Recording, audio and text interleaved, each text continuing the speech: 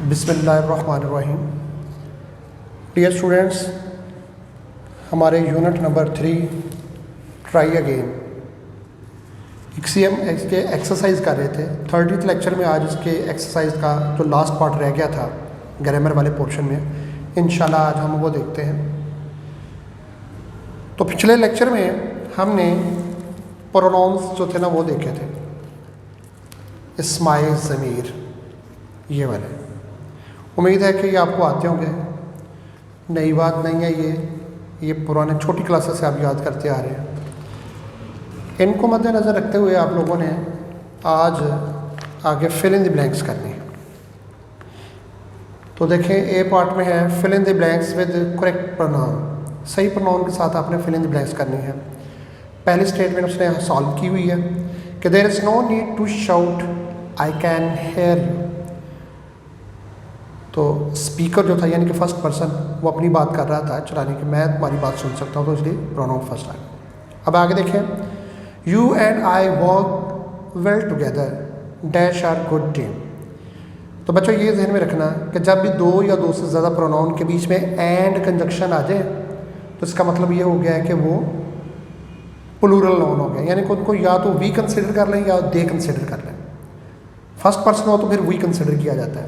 तो इसका मतलब है ये यू एंड आई मिलके वी हो गया, तो यहाँ पर आ जाएगा we are good team. Second statement है we have got a bit of problem. बात करने वाला जो है दूसरे से पूछ रहा है, यानी कि फर्स्ट पर्सन और सेकंड पर्सन इसमें इन्वॉल्व है। Could you help me please, sorry could you help us please, क्योंकि सब्जेक्ट में से वी है, सेकंड पर्सन सामने है, वो सिंगुलर हो या प्लूरल हो वो यू ही होता है। तो यहाँ पर फर्स्ट पर्सन आना था और फर्स्ट पर्सन हम पीछे देख चुके हैं वही है, तो could you help us please आ जाएगा। नेक्स्ट है this is a good photo, it's not it, photo का प्रोनाउन इट होगा। इज समीना इन इट, यहाँ पर भी इट आ जाएगा। Yes that's. अच्छा, इसमें फिल इन द ब्लैंक्स में दो ऑप्शन आ सकते हैं। दैट्स इट आमतौर पर आम बोलचाल में इस्तेमाल होता है, जिसका मतलब ये होता है हाँ ओके दैट्स इट, हाँ ऐसा ही है, ठीक है, ओके है, सही है। तो इट भी आ सकता है दैट्स, यस दैट्स इट, हाँ ऐसा ही है, कैसा है, फोटो अच्छी है।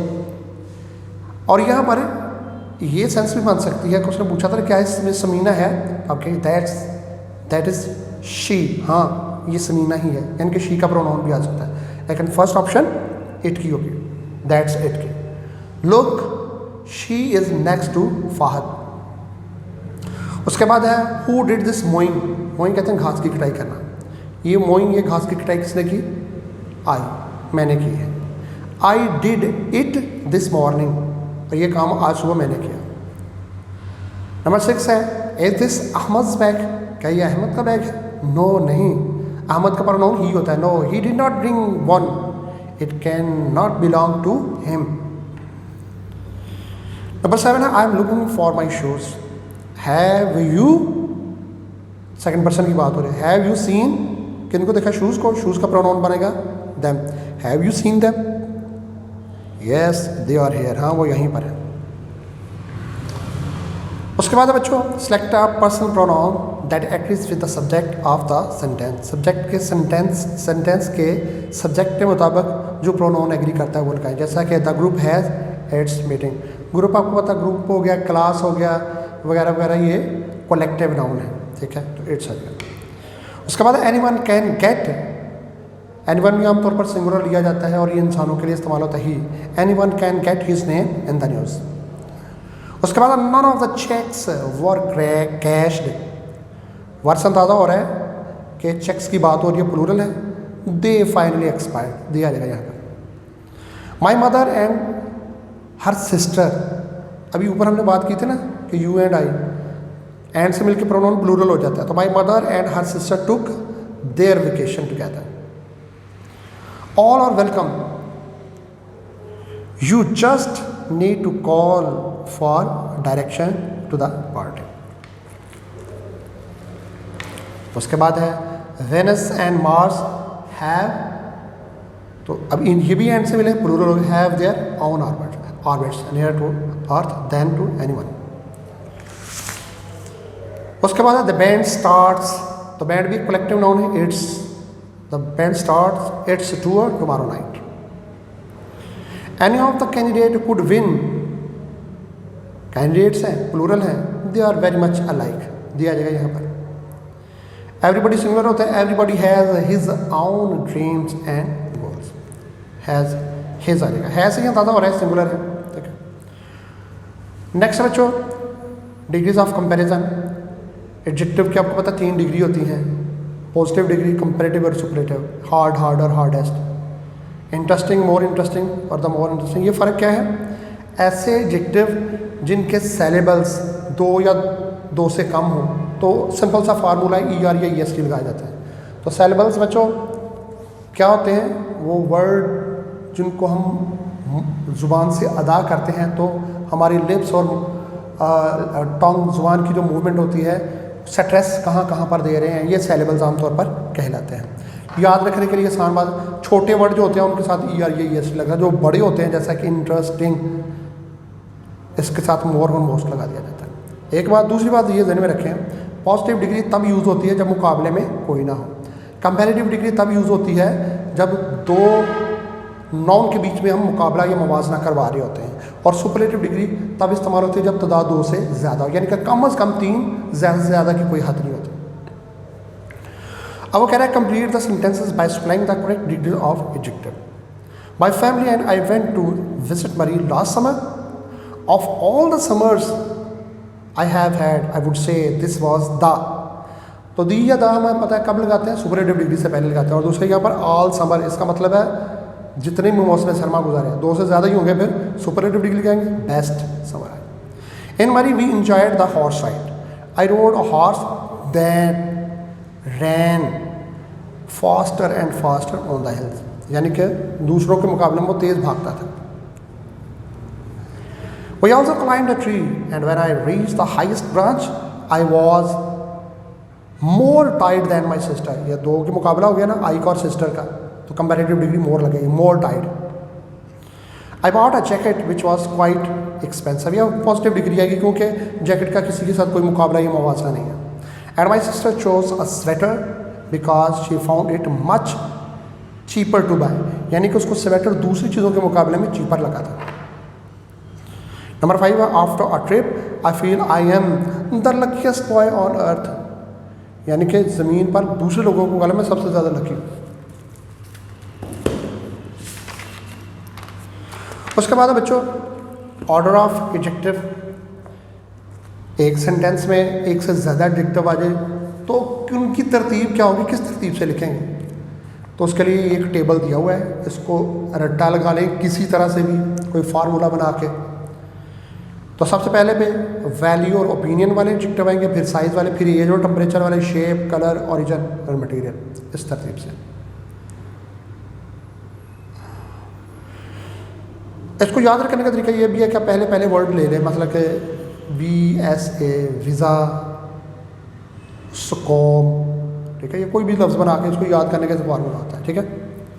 अब देखें, arrange the adjective following the correct order, तरतीब को जहन में रखें। और ये जो ब्रैकेट में 3 एडजेक्टिव दिए, इनकी सही तरतीब लगानी है। We saw grey huge a whale in the sea. अच्छा, इसमें ये आर्टिकल है, आमतौर पर ये वैल्यू या ओपिनियन को ज़ाहिर कर रहा होता है, पहले नंबर पे ये आ जाएगा। उसके बाद देखें ग्रे कलर दिया हुआ है, उसके बाद है ह्यूज, साइज़ आ गया, और उसके बाद ये 5वें नंबर पे कलर। इसका मतलब ये हुआ we saw a huge grey whale in the sea. Whale एक मैमल है, जानवर है, कहते हैं आमतौर पर इसे मछली है, एक्चुअली ये मछली नहीं है, बायो वाले जानते हैं कि वेल एक मैमल है। मछली आमतौर पर हम इसे कंसिडर करते हैं मछली होती है, ठीक है। वहील भी से कुछ लोग पढ़ते हैं, ठीक नहीं, whale. Babar uses the blue medium rubber. अच्छा, इसमें 3 आगे, ब्लू ये कलर है, मीडियम उसका जसामत साइज़ आ जाएगा, और रबर ये उसका मटीरियल आ जाएगा। तो सबसे पहले क्या आएगा? सबसे पहले इसका ये आ जाएगी इसकी शेप, मीडियम, उसके बाद कलर, और इसका तो ये आ जाएगा medium blue rubber, medium blue rubber आ जाएगा। उसके बाद है फ्यू और चॉकलेट डार्क ट्राइंगुलर। तो महरीन बॉट, इसमें ए पे भी देखा पहले ही आता है। फ्यू जो होता है ये इनकी तादाद और वैल्यू आमतौर पर अफ्यू इकट्ठे ही आता है, जहन में ये भी ये रखना, ठीक है। उसके बाद है चॉकलेट, ये मटीरियल है, डार्क कलर है, ट्राइंगुलर शेप है। तो अफ्यू ये आ जाएगा इसकी शेप ट्राइंगुलर, ठीक है, डार्क कलर और चॉकलेट मटेरियल आ जाएगा। अफ्यू ट्राइंगुलर डार्क चॉकलेट आ जाएगा। नंबर 4 है the pyramids of Egypt are made out of rock enormous rectangular. Enormous यह साइज में आ जाएगा, पहले नंबर पे आ जाएगा। उसके बाद शेप आ गई हमारी रेक्टेंगुलर और उसके बाद मटेरियल आ जाएगा। तो ये आ जाएगा enormous rectangular rock. Shahid can eat thin crust square 5। ये आ गया नंबर वैल्यू 5। उसके बाद आ गई इसकी शेप स्क्वायर और थिन क्रस्ट, ये इसका मटेरियल या इसका ओरिजिन वगैरह उस सेंस में है। 5 square thin crust pizza slices. उसके बाद बच्चों एडजेक्टिव फ्रेज। एडजेक्टिव इसमें सिफ्त को कहते हैं और बाद कहते हैं एडजेक्टिव फ्रेज क्या होती है, एक से ज़्यादा वर्ड पर मुश्तमिल होता है। जैसे can adjective phrase is a group of words that functions like an adjective. Example देख लें, अ ब्लैक अम्ब्रेला इज माइन, इसमें ब्लैक एडजेक्टिव है। जबकि the umbrella with a broken handle, इसमें विद अ ब्रोकन हैंडल ये पूरा पूरा एडजेक्टिव का काम दे रहा है, ये एडजेक्टिव फ्रेज आ जाएगा, ठीक है। यही इसकी एक्सप्लेनेशन की है। अब वो आगे कह रहा है कि pick out the adjective phrase in the sentence. He bore a banner with strange device. तो इसमें जो है ना banner, sorry with a strange device, ठीक है, विद अ स्ट्रेंज डिवाइस, ये इसका एडजेक्टिव फ्रेज है। उसके बाद है the principle of the school, of the school आएगा, इसमें ऑफ द जज आ जाएगा, ठीक है। टॉप ऑफ द माउंटेन, इसमें were covered with snow, were covered, इसमें कवर्ड विद स्नो वाला आ जाएगा। उसके बाद runner in the rear did not qualify, ठीक है। तो इन द रेयर, ठीक है, ये इसकी एडजेक्टिव फ्रेज है। Runner in the rear, runner in the rear आ जाएगा, ठीक है, रनर इन द रेयर ये वाला। उसके बाद बच्चा future indefinite tense. Future indefinite tense क्या होता है, जिसमें हम विल शैल लगाते हैं।